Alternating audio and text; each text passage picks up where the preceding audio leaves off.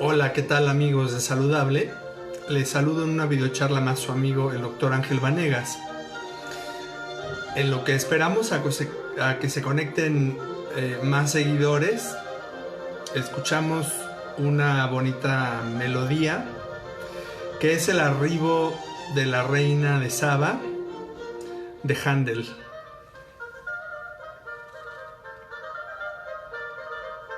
Un poquito de alegría para estos días que han sido complicados.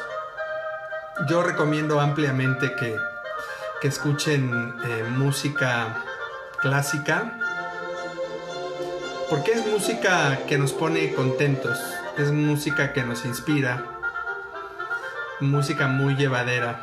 Cada quien puede escuchar lo que quiera, obviamente, pero particularmente este tipo de música y sobre todo los alegros nos ponen de buenas, por eso se llaman así. Muy bien, pues parece que ya nos estamos conectando para empezar de lleno con la información del día de hoy. En esta serie de videos que se llaman acompañamiento, recuerden que es una manera de hacer un poco menos rutinario, un poco menos amargo el trago de el distanciamiento social, este resguardo que todos estamos, o por lo menos gran parte, llevando en nuestras casas o tratando de limitar. Estamos aquí con problemitas técnicos. En estos días el internet falla más porque somos más personas que estamos conectadas y eso lo hace más lento. Pero bueno, esperando no tener más problemas técnicos, les platicaba que pues bueno, la esencia del acompañamiento es hacer un poquito más llevadero esta situación, porque muchas personas que ahorita me ven pues han modificado de manera relevante su forma de vivir. Quiero que reflexionen, los invito también a la realidad de la cuarentena. La cuarentena realmente es una situación de guardarnos en casa, de cuidarnos nosotros, de cuidar a nuestra familia, pero sobre todo al resto de la sociedad. Y sí ser muy enfático que poder hacer cuarentena es una condición de alto privilegio.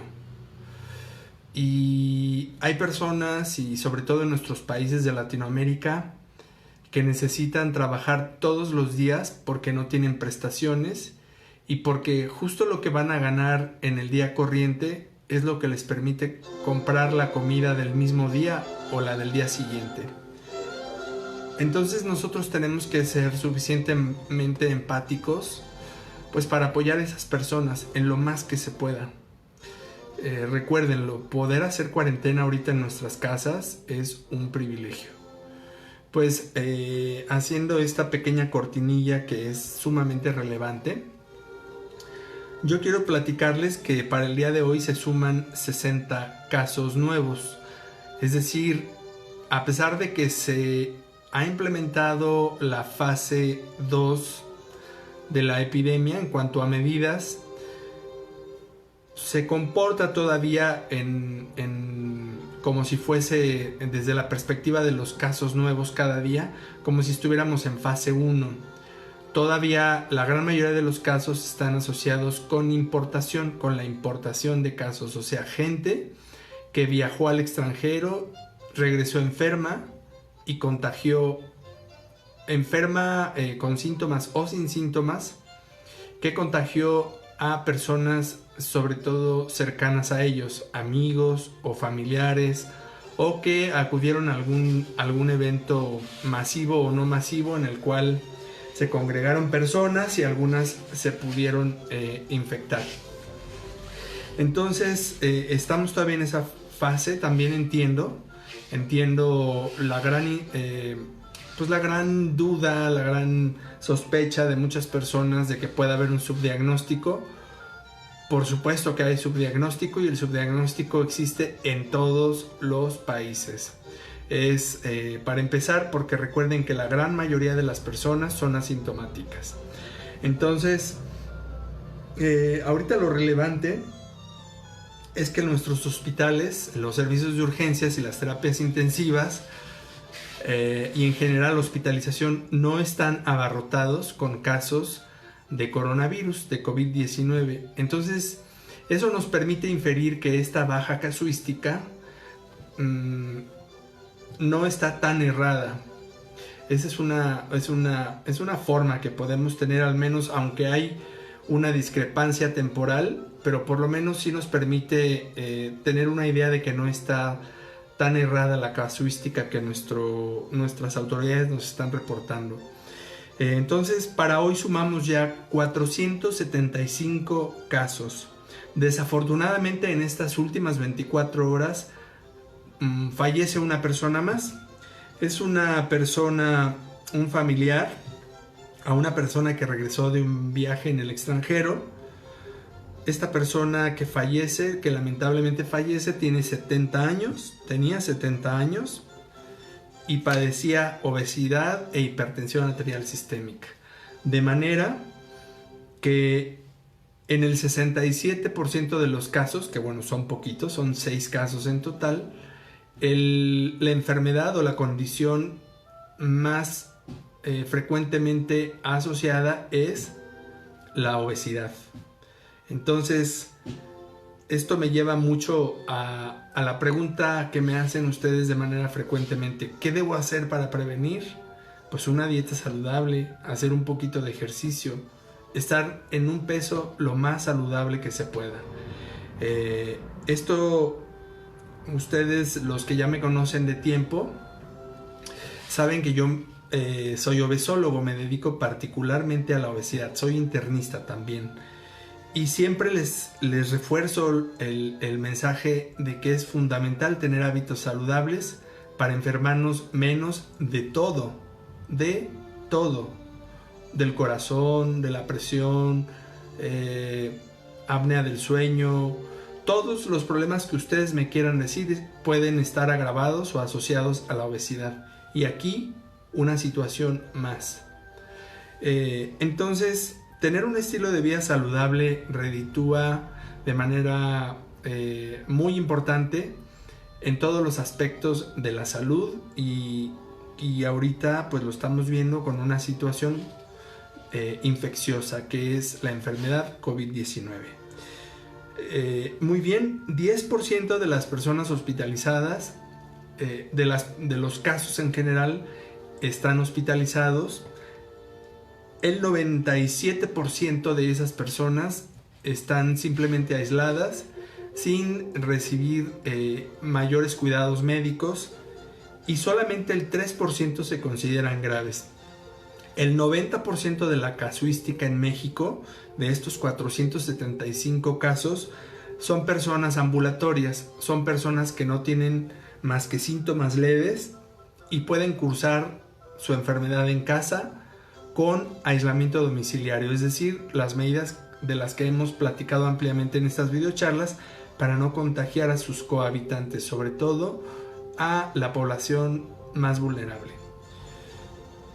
También tenemos que de esta casuística comunitaria, recuerdan que es la característica de la fase 2, solamente hay reporte de 13 casos, y esto es 3% de toda la casuística.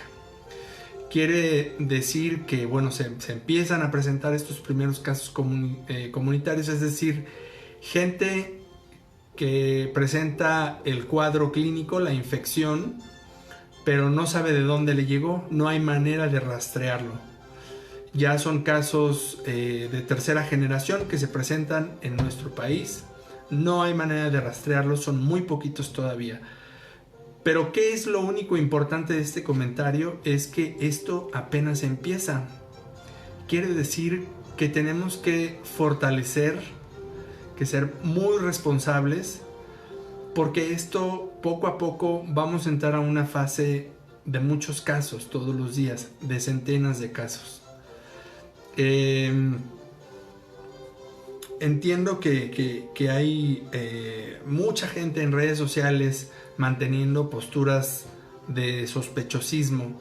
Sin embargo, en mi opinión, que es muy particular, no es ley, no soy una autoridad, es la opinión de un clínico, ni siquiera soy epidemiólogo, es que lo que estamos viendo en los hospitales, en la calle, sí es congruente con una casuística baja todavía, pero depende de nosotros que todo pueda mantenerse así, que sea una casuística controlada, una casuística bien administrada, que no abarrote los servicios hospitalarios.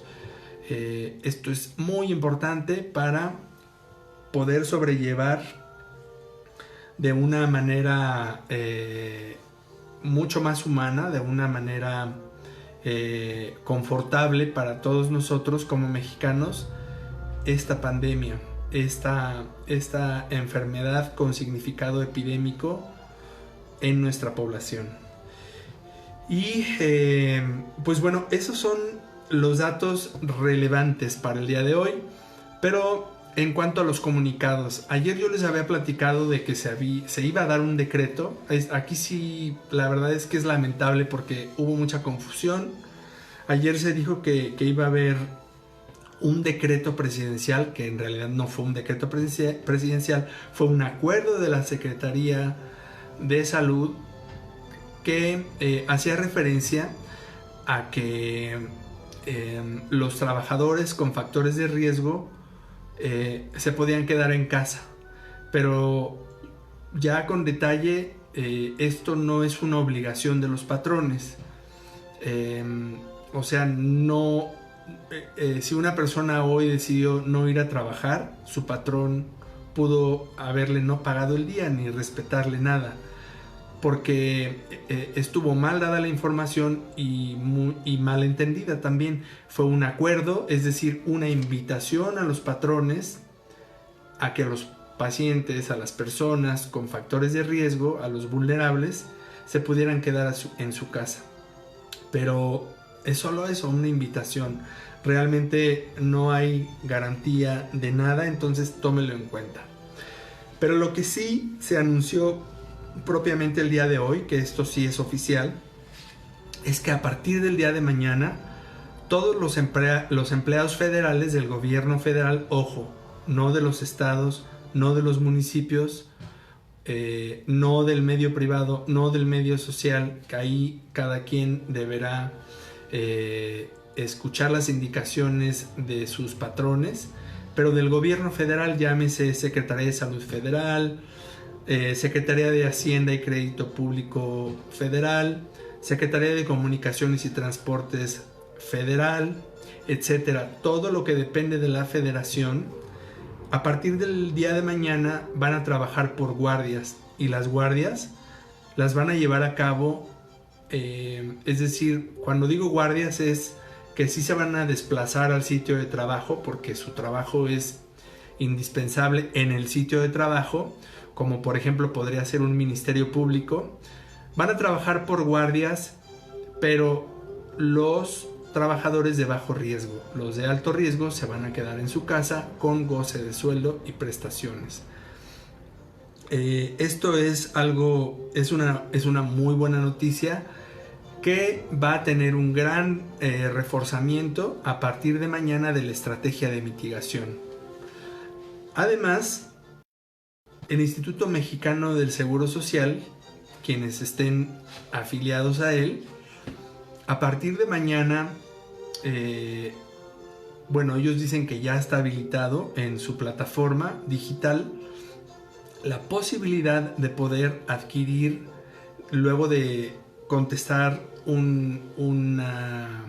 valga la redundancia, un cuestionario electrónico, se determina si una persona puede obtener una incapacidad de distancia para evitar el trámite de una incapacidad. Y principalmente las personas con síntomas gripales podrán hacerse de una incapacidad de ese tipo. Quienes puedan demostrar que adquirieron el cuadro gripal dentro de su sitio de trabajo, pues tendrán una incapacidad como un incidente de trabajo, que va a ser de 14 días con el 100% del salario. Quienes no demuestren que tuvieron enfermedad en el lugar de trabajo, será una incapacidad de 11 días, pero también con aparente goce de sueldo al 100%. Eso es lo que comunicaron el día de hoy en el informe técnico diario las autoridades del Instituto Mexicano del Seguro Social, lo cual me parece también muy positivo.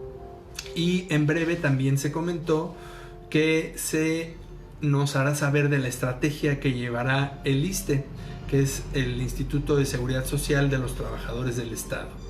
Recuerden, esto es a nivel federal, porque hay institutos de los trabajadores que son estatales, dependiendo del estado en el que ustedes, si es que son trabajadores de esos institutos que están asegurados en dichos institutos, pues las condiciones serán otras. Entonces, ojo, esto es para trabajadores del gobierno federal. Esto me parece que es la información más relevante hasta el día de hoy. Déjenme ver si tenemos preguntas. Esto es lo importante en cuanto a lo del día de hoy. Seguramente me voy a ir acordando de algunas cosas más. Me dice Gaby para vos. Hola, buenas noches, doctor. ¿Cómo está usted? Gaby, pues me encuentro muy bien, muchas gracias. Estamos en una etapa de haciendo mucho trabajo a distancia. Muchas personas que requieren nuestra orientación o incluso consultas, que estamos haciéndolas prioritariamente a distancia. Estamos tomando medidas no comunes porque estamos en una situación no común. Manuel Díaz,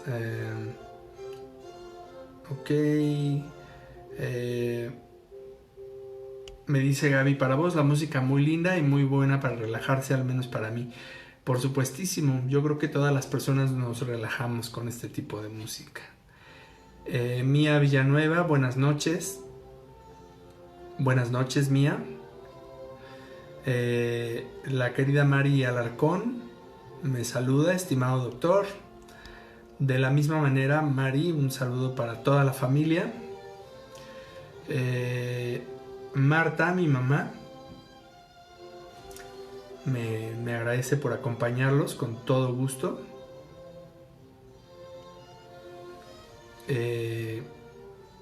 Gris Arga, que me parece que es mi prima. Gracias, doctor, por orientarnos. Pues con todo gusto. Creo que el día de hoy no hay preguntas, pero hasta el momento actual no hay preguntas. Casi siempre se van animando al final con las preguntas, pero me gustaría extenderme un poquito con la cortinilla. Tienen que considerar que hay personas que no pueden hacer una cuarentena. La cuarentena es una situación en el sentido estricto de privilegio, porque no todas las personas pueden parar y quedarse en casa. Es decir, no todas las personas tienen asegurado un salario, ni todas las personas son empresarios que puedan darse la oportunidad de parar. Los choferes del transporte público tienen que salir a ganarse el pan de cada día. Esencialmente el 100% de ellos no tienen seguridad social. La persona que prepara las gorditas o la comida en las esquinas, el que vende jugos, el que vende chicles en un alto, el que tiene una taquería y la maneja familiarmente, el que tiene una tlapalería, el que tiene una tienda de abarrotes, el que trabaja en una microempresa, en el que trabaja en una empresa mediana o incluso en una empresa grande, pues no le queda de otra más que ir a trabajar. Porque una empresa pequeña, micro, mediana, incluso alguna grande, si deja de producir, quiebra. Y esa es una realidad que vamos a vivir todos los países del mundo, particularmente los más vulnerables, como somos los países de Latinoamérica. Este fenómeno biológico, quisiéramos verlo como un fenómeno biológico nada más, pero tiene otras implicaciones, tiene implicaciones económicas importantemente, tiene implicaciones sociales también, tiene implicaciones políticas también y ampliadas en la salud. Es decir, en este momento los trastornos de ansiedad y de depresión están precipitados. Hay muchísima gente que requiere apoyo emocional.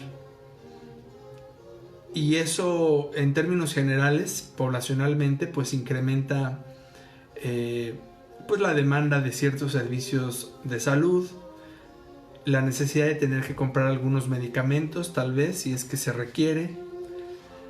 Hay personas que pueden tomar malas decisiones en este sentido. Por ahí he escuchado, he leído, he visto de reportes de personas que incluso han incurrido al suicidio o al intento del suicidio. Entonces, realmente es una condición que nos pone de cabeza en muchos sentidos. Aunque desde la primera videocharla de acompañamiento yo les platiqué que en términos generales se muere mucho más gente, pero mucho más gente por diabetes, por accidentes, por la violencia que vivimos en México.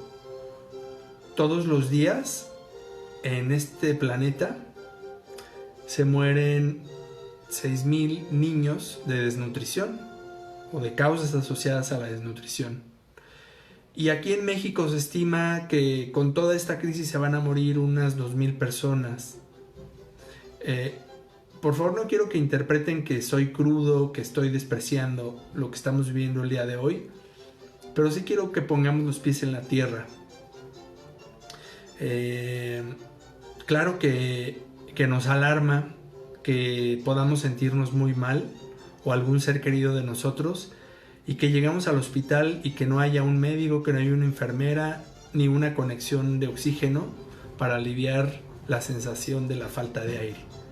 Claro que eso es importante y claro que es tan importante que estamos aquí nosotros acompañándonos, pero sí es importante que reflexionemos que esta situación no solamente nos trae una preocupación muy importante, mucha zozobra, sino que va a tener implicaciones muy graves en la economía, que las está teniendo, y que nosotros tenemos que ser, en la medida de lo posible, solidarios con todas aquellas personas que no pueden hacer la cuarentena desde la seguridad de sus casas. Vaya, hay personas que no tienen casa. Hay muchísimas personas en todas las ciudades de nuestro país y de Latinoamérica e incluso de Estados Unidos que no tienen una casa, que no tienen ese sitio en el cual nosotros en este momento tenemos la seguridad de que tal vez el mundo va a arder afuera, pero nosotros aquí estamos seguros y en paz. Quiero que compartirles este mensaje para que reflexionemos. Las personas que lamentablemente tienen que trabajar para que la basura que hoy producimos en casa se la pueda llevar a alguien. Para que hoy podamos estar teniendo esta videocharla, hay gente trabajando para darnos electricidad, para darnos el internet. La gente que la sopa que hoy nos comimos, hubo campesinos, creadores de animales, transportistas, gente con negocios que nos vendieron el producto final. Toda esa cadena de personas están trabajando y están exponiéndose, están dando la vida misma para ganarse el sustento diario. Entonces, por supuestísimo que nosotros quedarnos en casa es lo mínimo que nos toca hacer. En nuestra condición de privilegio es lo mínimo que podemos hacer. resulta entonces de gran relevancia esa responsabilidad y esa empatía necesaria para que podamos administrar, para que nuestras autoridades puedan administrar de manera eficaz esta contingencia. Esta contingencia que tiene mucho más implicaciones de otro tipo que de salud, porque ya se los platiqué. Realmente las tasas de mortalidad son muy diferentes a lo que está pasando en la realidad desde hace muchos años. Pero bueno, todo este mensaje que les doy es con un solo objetivo, que recordemos los dos conceptos que yo les he estado repitiendo todo este tiempo: la responsabilidad de cuidarnos nosotros, de cuidar a nuestra familia y de cuidar a toda la sociedad y al mundo entero.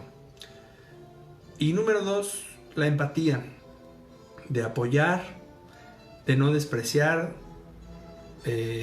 a la gente que en este momento nos está dando de comer y que nos da todos esos servicios que nos permiten tener el estilo de vida que todos llevamos.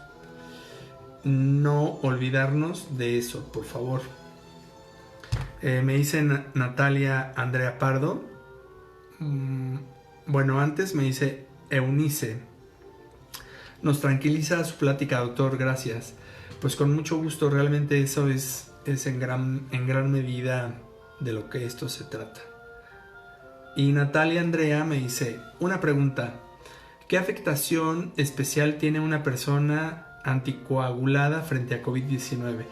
Bueno, habría que ver por qué está anticoagulada, pero las condiciones más importantes que llevan a la anticoagulación, que tienen la indicación clínica de la anticoagulación, pues son enfermedades debilitantes, importantemente las arritmias cardíacas o las personas que han tenido algún evento cardiovascular, es decir, un infarto o alguna trombosis en tiempo reciente.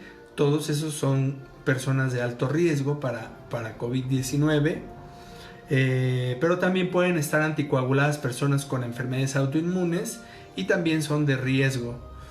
Y pues bueno, realmente las indicaciones de anticoagulación son muchas, pero esencialmente todas son condiciones médicas que incrementan el riesgo para COVID-19 y para que esta enfermedad pueda tener un curso más grave. Natalia otra vez me pregunta, doctor, qué pena.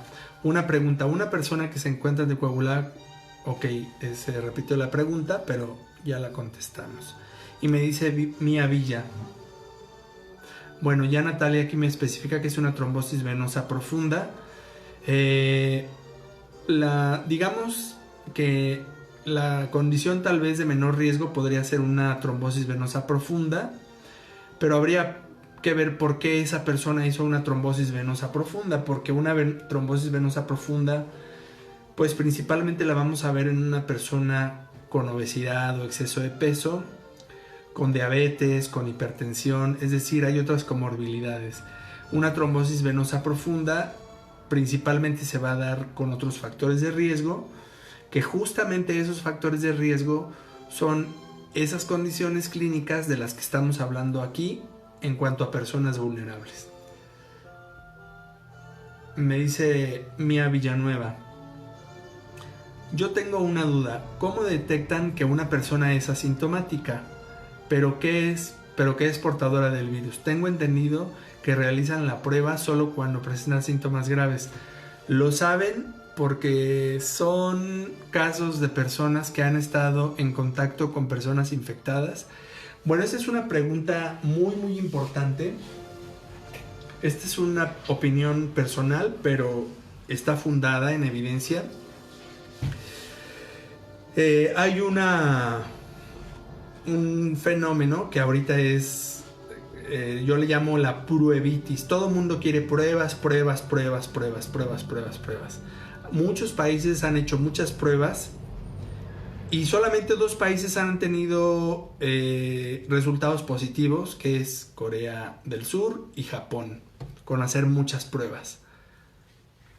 Pero hay países que han hecho muchas pruebas y no les está yendo bien. Hay países que han hecho pocas pruebas y les está yendo mal. Hay países que han hecho pocas pruebas y están yendo bien con este problema. Entonces, las pruebas por sí mismas no modifican el problema de la epidemia. Hacer una prueba y detectar un caso no significa nada si no se llevan a cabo las medidas de contención, es decir, de aislar de manera efectiva a esa persona e investigar sus contactos, a quienes potencialmente esa persona pudo haber infectado y que esas personas también se puedan aislar. Entonces, por condiciones múltiples de cada país, eso no es factible. Entonces, tener en la mente fijo este concepto de las pruebas es incorrecto. Porque como ya les dije, las pruebas no han demostrado en todos los países, hacer muchas pruebas, ser un elemento fundamental para que la epidemia pueda llevarse de mejor forma. Son muchas otras cosas más. Los países pobres y pobres como México y como muchos países de Latinoamérica, si no es que todos, que no tenemos las mismas condiciones económicas que otros países que pueden comprar muchas pruebas, pues bueno, eso queda fuera del alcance.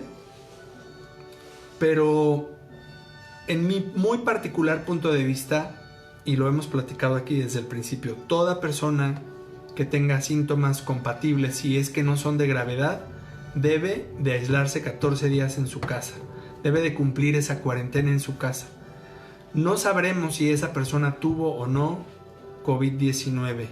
Sin embargo, lo más importante se hizo, que fue aislar a esa persona y que esa persona no contagiara a otros.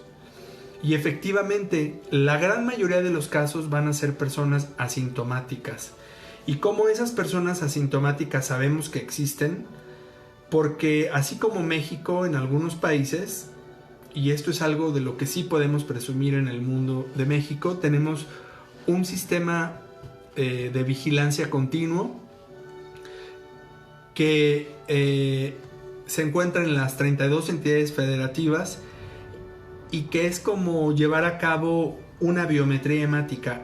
A ver, ustedes pónganse a pensar esto, por favor, porque es exactamente lo mismo. Cuando una persona se hace una biometría hemática, que es traducido en otras palabras, aterrizado muy sencillamente, saber si la persona tiene anemia. Y no es más que contar el número de células rojas que hay en la muestra, el número de células rojas que hay en la persona. Pero pónganse a pensar ustedes, cuando ustedes van al laboratorio, le sacan un tubito como de este tamaño, así chiquito. Y ese tubito sirve para que un aparato en 1 centímetro cúbico determine cuántas células rojas hay. Y eso extrapolado al cuerpo en general, a toda la sangre del cuerpo en general, determina el valor de la hemoglobina del cuerpo o del hematocrito. Es decir, no hay que desangrar a una persona para saber cuántas células tiene. ¿Sí me explico? A partir de una muestra pequeña, nosotros inferimos lo que está pasando en todo el cuerpo de la persona. Pues así suceden estas pruebas que se dan de manera aleatoria en las 32 entidades federativas del país, nos permiten tener un entendimiento de cómo se está comportando una enfermedad, en este caso COVID-19. No necesitamos medir a 127 millones de mexicanos para saber cuál es el comportamiento de la enfermedad. Pero bueno, con estas pruebas aleatorias que se hace, se sabe que hay un buen número, que en este momento debe de ser 1/3, de personas que ya cursan con enfermedad pero que no tienen síntomas. O sea, más bien cursan con la infección pero no tienen síntomas. No tienen síntomas de la enfermedad COVID-19. Espero ser claro con este concepto, pero es algo que de mucha desinformación, pero también de intereses, que es mi opinión muy particular, que están detrás de todo esto. No se necesita hacer una gran cantidad de pruebas. Se necesita que todas las personas que se sientan enfermas se tienen que quedar en casa y tener un aislamiento domiciliario en su casa. Y recuerden que la única manera de poder salir adelante en esta epidemia es que la gran mayoría de la población, el 80%, tenga contacto con el virus. ¿Para qué? Para que se genere el proceso de la inmunidad colectiva. Es decir, que la gran mayoría de las personas que vivimos en este México y en todo el mundo tengamos anticuerpos ante ese virus. Ante ese específico virus que hoy le llamamos SARS-CoV-2. Porque ese virus va a mutar después. Y ya será otra historia. Pero en este momento necesitamos que la gente tenga exposición a este virus para poder estar protegidos a futuro. Esta exposición debe de ser gradual, debe de ser administrada. Por eso es que estamos ahorita tomando medidas de contención personal y las de mitigación, que son medidas a nivel poblacional, que es esto de quédate en casa, la sana distancia, el home office, etc. No sé si me doy a entender, pero estoy abierto a que me sigan preguntando, porque esto es sumamente importante, porque hay mucha falsa información, o al menos información no fundamentada alrededor de este tema. Y me dicen Eunice Ruiz, el intestino irritable es pues implica que una persona esté en riesgo. La verdad es que el síndrome de intestino irritable tiene varios componentes. Uno es la dieta, otro es el estado emocional, otro es la flora normal, las bacterias, virus y parásitos que viven en el intestino de cada persona. Y la interacción de esos tres factores es lo que determina colitis sí o colitis no. Ahorita, tal vez con el estrés, muchas personas puedan tener colitis, o a lo mejor por no tener el estrés del trabajo en este momento muchas personas mejoran con los síntomas de la colitis. Pero definitivamente la colitis tal cual, pues no es una condición que disminuya la capacidad de respuesta del sistema inmunológico. Entonces, de primera instancia yo te diría que el trastorno funcional digestivo o síndrome de intestino irritable o síndrome de colon irritable o colitis nerviosa, como se le dice en la calle, no es una condición de riesgo. Natalia Andrea Pardo, gracias doctor, Dios lo bendiga. Muchas gracias, que Dios te bendiga también a ti y a todos nosotros, ¿no? Independientemente del credo de cada quien, que Dios, la naturaleza, el Ser Supremo, quien sea, nos bendiga. Y si no, nos bendecimos entre nosotros. Pues bueno, me dice Esmeralda Muñoz, hola Doc, te regreso el saludo Esmeralda. Pues muy bien, creo que eso es lo importante que tenemos para el día de hoy. Nos vemos el día de mañana, esperando que todo vaya en orden y que así pueda ser. De todas maneras, seguimos en comunicación por este canal y vamos a seguir subiendo la información relevante. Esta videocharla es muy importante por los aspectos que platicamos de la situación laboral. A ver, parece que entró una última pregunta de Natalia Andrea. Doctor, por toda esta situación las personas están cayendo en depresión o pánico. Esto hace que nuestro cuerpo baje su sistema inmune. ¿Qué nos recomienda para esto? Bueno, Natalia, hemos platicado ampliamente de este tema. Lo más importante es pues mantener una actitud positiva, tener horarios definidos para cada actividad. Importantemente no transgredir el sueño, dormirnos ahora a una hora y levantarnos a otra hora. debemos de tener, ahorita que tenemos más oportunidad, no más de 8 horas de sueño es lo que yo recomendaría. Llevar una dieta saludable y tratar de hacer ejercicio. Si tú puedes hacer ejercicio en casa, excelente. Si no, trata de salir a una hora que no sea el mediodía, cuando el sol está muy fuerte y teóricamente la contaminación es mayor en las grandes urbes. Y haz tu ejercicio siempre considerando las medidas de sana distancia. En un parque público, en tu cuadra, en tu calle, eso es válido también. Y las personas que entren en pánico, hay personas que me han estado contactando para decirme, creo que me falta el aire, pero estamos platicando y la voz es pausada, hay una dicción correcta, no se escucha en el teléfono una respiración agitada, y parece ser más bien una percepción de que falta el aire, pero clínicamente no lo parece. Hay personas que están manifestando, creo que me duele la garganta, doctor, creo que me duelen los oídos, tengo la sensación de estar enfermo. Y yo les pregunto, ¿qué síntomas y signos tienes? Ninguno, pero creo que estoy enfermo, creo que tengo la enfermedad de COVID-19. Entonces todo eso es aparentemente un componente emocional preponderante. Estamos muy sugestionados y es razonable tener miedo y es razonable responder así ante tanta información confusa que hay en los medios de comunicación y en los masivos, en las cadenas grandes de televisión, periódicos, información que yo considero en lo muy personal lamentable, ¿no? Han hecho aquí en México hacer pasar por muertos a personas que no se murieron,